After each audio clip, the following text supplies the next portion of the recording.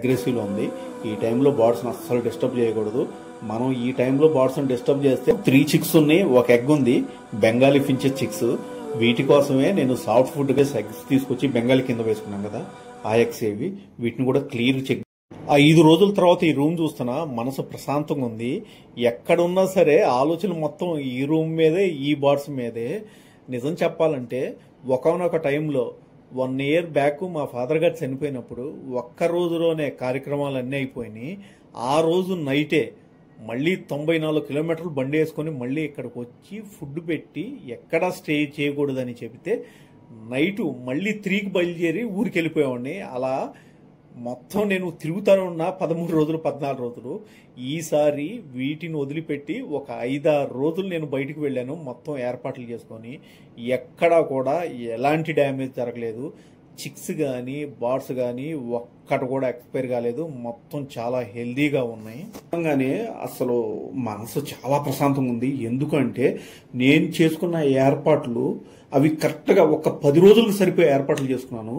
ఒక్క చోట మాత్రమే ఇవి వాటర్ అనేది కొద్దిగా తగ్గినాయి, అంటే ఇంకా హాఫ్ డే 1 day వచ్చింది, కానీ వాటర్ కొద్దిగా డౌన్ అయినాయి. కానీ మిగతాదంతా ఫీడ్ కానీ నేనేమైతే ఏర్పాట్లు చేస్తున్నానో అవన్నీ బాగా సెట్ అయినాయి వీటికి.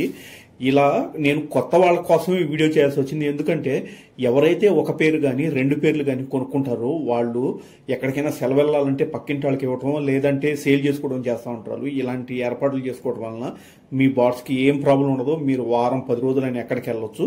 కాకపోతే వాటర్ అనే కొద్దిగా పెద్దవి పెట్టుకోవాలి. నార్మల్గా ఏంటంటే వాటర్ 4 రోజులు అయిపోయిన తర్వాత 5 రోజులు అయిపోయిన తర్వాత స్మెల్ వస్తాయి. ఎవరో నాకు మెసేజ్ కూడా చేశారు, నోజిల్ ఉన్న బాటిల్ కూడా వాడుకోవచ్చు అండి, ఇబ్బంది ఉండదని. ఈసారి వాటిని ట్రై చేద్దాం.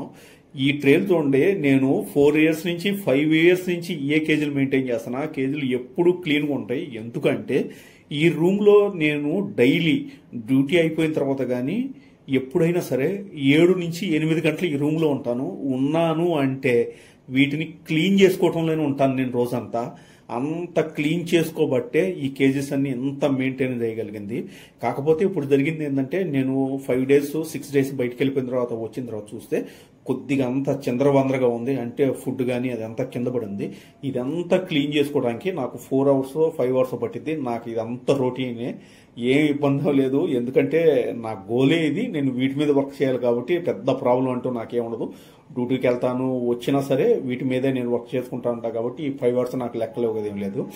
ఇప్పుడు మనం చూపించాం కదా ఫస్ట్ వెళ్ళేప్పుడు, కొన్ని ఎగ్స్ మీద ఉన్నాయి, కొన్ని చిక్స్ మీద ఉన్నాయని. ఇప్పుడు ఎలా ఉన్నాయో ఏంటో నేను పూర్తిగా చూపిస్తాను. ఇన్నిట్లో ఒక్క చిక్కు చనిపోవటం కానీ ఒక్క బాడీకి డిసీజ్ రావటం కానీ ఏం జరగలేదు. మన దగ్గర 4 పేర్లు ప్యారెట్లెట్ బ్రీడింగ్ పేర్లు ఉన్నాయి. అందులో 2 మాత్రం కన్ఫామ్ గా ఎగ్స్ పెడితేనే హోప్స్ పెట్టుకున్నాను. వచ్చి చూస్తే గ్రీన్ ప్యారెట్లెట్ మాత్రం బ్రీడింగ్ బాక్స్ లో కూర్చొని ఉంది. అది ఎగ్ పెట్టిందా లేదా ఎగ్ పెట్టడానికి రెడీ అవుతుందో అర్థం కాలేదు. కానీ బర్డ్ మాత్రం ఫుల్ అగ్రెసివ్లో ఉంది. ఈ టైంలో బర్డ్స్ని అస్సలు డిస్టర్బ్ చేయకూడదు.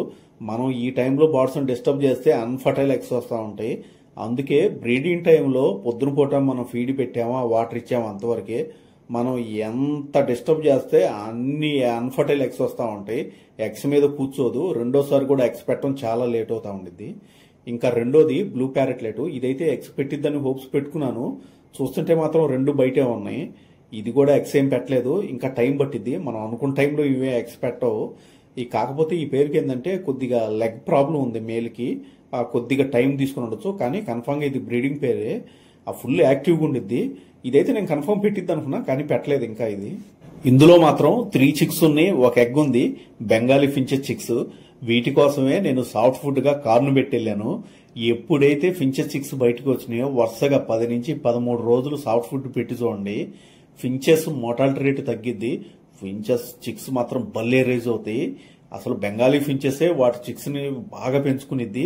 వాటికి తోడు మనం సాఫ్ట్ ఫుడ్ గాని పెట్టగలిగితే అస్సలు మోర్టాలిటీ రేట్ అనేది ఉండదు. అసలు బెంగాలీ ఫించెసే 4 నుంచి 7, 8 చిక్స్ కూడా వాటి పిల్లలకి బాగా ఫుడ్ పెట్టి బాగా చూసుకుంటా ఉంటాయి. అందుకే ఎక్సోటిక్ ఫించెస్ పెంచుకునే వాళ్ళు కన్ఫామ్ గా బెంగాలీ ఫించెస్ ని పెంచుకుంటారు. ఇందులో కూడా ఎగ్ లో కూడా చిక్కు ఉన్నట్టుంది. దాన్ని మనం కదిలియటం మంచిది కాదు. ఇందులో మాత్రం ఒక చిక్కు ఉంది, 2 ఎగ్స్ ఉన్నాయి. ఈ 2 ఎగ్స్ ఫర్టైలా అన్ఫర్టైలా చూద్దాం. అసలు టాచ్ చేస్తే ఆటోమేటిక్ గా అర్థమైపోయింది. నాకు తెలుసు, చూస్తుంటేనే అర్థమైంది రెండిట్లో ఏమి లేదని. ఒక చిక్ అయితే బయటకు వచ్చింది. ఫస్ట్ లచ్చి కాబట్టి మనం పెద్దగా అసలు అనుకోకూడదు ఇందులో 10 ఎగ్స్ పెడతాయి, 10 చిక్స్ వస్తాయని. మామూలుగానే వీటి యావరేజ్ వచ్చి 4 నుంచి 6, 7 ఎగ్స్ పెడతా ఉంటే ఆ 2 అన్ఫర్టైలే తీసేస్తాను. ఫాన్ బెంగాలీకి నార్మల్ బెంగాలీ వేసాను. ఇందులో అయితే ఒక చిక్కే ఉంది. మనం 5 days బ్యాక్ పెట్టినప్పుడు కూడా ఇందులో ఒకటే ఉంది. అంటే ఇది అన్ఫర్టైలే, తీసేయాలి. ఇప్పుడు ఎటు కేజీస్ అన్ని క్లీన్ చేసుకుంటాను కదా, ఆ టైంలో కరెక్ట్గా చెక్ చేసి అన్ఫర్టైల్ ఎన్ని, ఫర్టైల్ ఎన్ని చూసుకొని మొత్తం ఎగ్స్ అన్ని బయటికి తీసేస్తాను. మీకు గుర్తుండే ఉండిద్ది, మనం ఆ రోజు గ్లోడిన్ ఫించెస్ ఎగ్స్ తీసుకొచ్చి బెంగాలీ కింద వేసుకున్నాం కదా, ఆ ఎగ్స్ ఏవి. వీటిని కూడా క్లియర్ చెక్ చేసుకోవాలి. చూస్తుంటే ఒక దాంట్లో రెండిట్లో అయితే ఉన్నాయి కానీ మిగతా రెండిట్లో లేనట్టు ఉన్నాయి. ఆ 2 కూడా తీసేస్తాను. టైం లేదు ఇప్పుడు, ఒక వీడియో తీద్దామనే ఉద్దేశంతో ఇంట్లోకి రాగానే ఒక వీడియో తీసాను. ఇవి మన దగ్గర జావా ఫించెస్ ఒక 8 pairs 9 pairs బ్రీడింగ్ పేర్లు ఉన్నాయి.